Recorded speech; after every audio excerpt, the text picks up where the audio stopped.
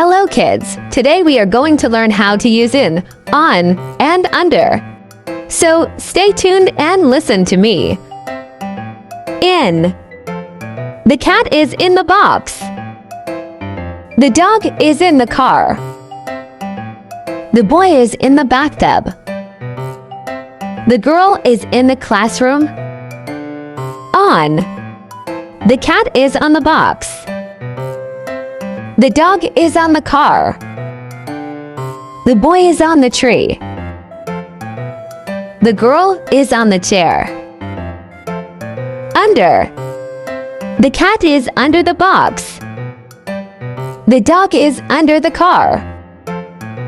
The boy is under the tree.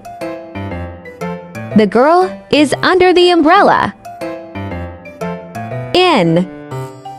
On. Under.